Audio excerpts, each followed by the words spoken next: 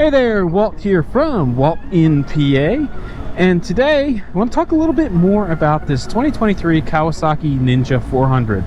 Well, not necessarily this 400, but 300s and 400s in general. So, stick around.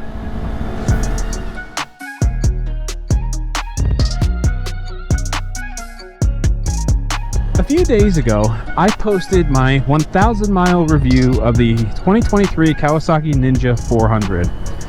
And then a couple of days after it was posted, I started my little social media push, you know, kind of putting feelers out there for my social followers to let them know that, hey, there's a review on this little 400.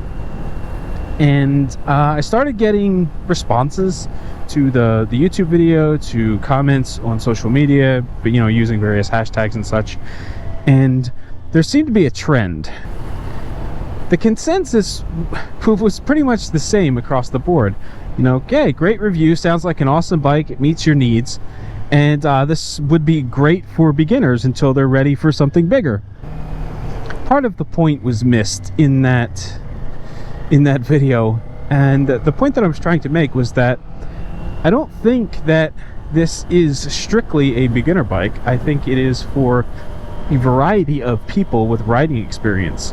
In general, there seems to be almost some shame tied to riding a bike with what's perceived as small displacement. So kind of an interesting thing on that, right? So if you're in Europe or Asia, small displacement is much different than it is in the United States. So outside of the US, you know, there are a lot of people riding motorcycles, you know, in the 50 to 125 cc range. Only in the US is a 300 considered small displacement. And here it's kind of even more interesting because not only is a 300 considered small displacement, 400s are considered small displacement, 500s are kind of like, it's probably still small displacement. And depending on the type of bike that you ride, in terms of like the niche or the style, if you're a naked bike rider, a 650, you know, is a solid middleweight. It's no longer considered small displacement. But if you're a guy that's riding a 107 cubic inch cruiser, the little 650 is like nothing. That is small displacement. So it's kind of interesting, you know, looking at the landscape of how people consider, or what people consider, small displacement.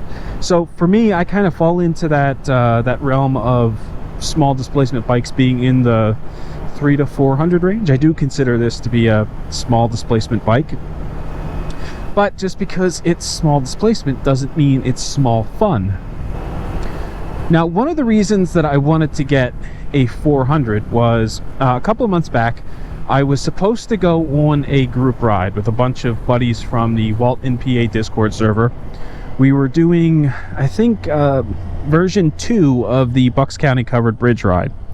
Now, around this time, I had problems. I had damaged my MT-09 trying to change my tires, and I was waiting on a part to arrive, so I couldn't ride the bike until I got the replacement part, and it looked like I was going to miss the group ride. So I put some feelers out there, seeing if I knew anyone that would be comfortable lending me a motorcycle. The list of people that I was comfortable asking was very, very small and consisted only of family members, and it wasn't looking good.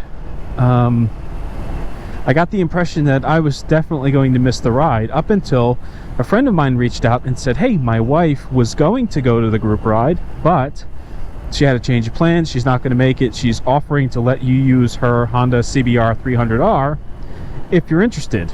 The only requirement is that you cannot make fun of it being a 300. And I thought, well, that's not a problem, because I think that bike is pretty cool, and I'm definitely not going to make fun of you because you ride a 300. That's not me.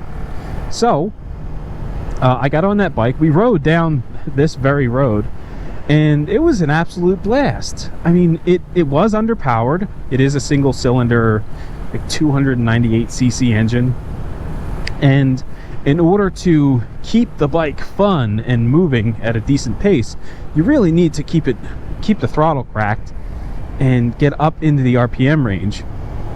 And when you do that, it's a delightful little bike. It's light, it handles well, and again, you know, keeping the engine RPMs up, it maintains the fun. It's got power where it needs to have power. And not only did I find it to be a lot of fun to ride, I found it to be pretty educational as well, because as someone that's been riding larger than 300s, I started to fall into this trap where it was okay if I was in the wrong gear. You know, the bikes always had enough power to kind of pull their way through it, so I could be a little lazy on the shifting and it wouldn't create any issues. Well, the 300, you did not have that luxury. You needed to be in kind of the RPM sweet spot, or you were going to fall behind the group going around a bend. So, you know, I had so much fun and I learned so much on that little bike that day that I decided that if I were to go out and buy a second bike, that's what I was going to get. I was going to get something small in the 300 to 400 cc range, and I didn't want just a mini naked, because, you know, I didn't want like two naked bikes, and the idea of a sport bike that was set up for kind of street comfort seemed really appealing to me. So I went out, I test drove the Ninja 400, thought it was fantastic, wound up buying it, bringing it home, and I've been riding it ever since. Now I still trade off between this and the bigger bike, the MT-09, but it's kind of funny when I just meet someone and we start talking bikes, and they say, oh, you know, this MT-09, it's awesome, heard a lot about it, what do you think? And then, you know, the topic of a second bike comes up, and I say, oh, I also have a Ninja 400, and they say, oh, you know, you got the Ninja 400 first and then you progressed into the MT-09. No, I bought the MT-09 and it's an awesome bike, but it's super easy to overpower the road if you're on twisty Pennsylvania back roads. So I wanted something smaller, nimble, just fun. And they're like, oh, you know, I totally get it, I hear great things about it, yada yada yada. But it's just kind of, it's interesting, because when you meet someone that rides a 300 or a 400 or a 500, you know, oh, you say, oh, nice bike. You know, a lot of times I hear, oh, well, it's only a 300, or oh, it's only a 400. It's like, relax, dude, I'm not judging you. Stick your chest out, it's okay. Be proud of your 300. Ride your ride, you know? So I suppose this is just a really long way of saying, don't be ashamed if you ride a 300 or a 400. If it is your first bike, then, you know, good for you. You're out there riding. Do as much as you can with it. Learn the ins and outs of your bikes. Take an intermediate riding course from Total Control or one of the other training providers. Learn to ride your 300 or your 400 better, and enjoy it while you can. And if and when you feel it's time to upgrade, do what you gotta do. You know, make the move when you're ready.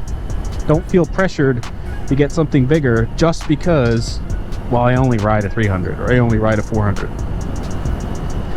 And that, ladies and gentlemen, is the moral of the story and the end of the video.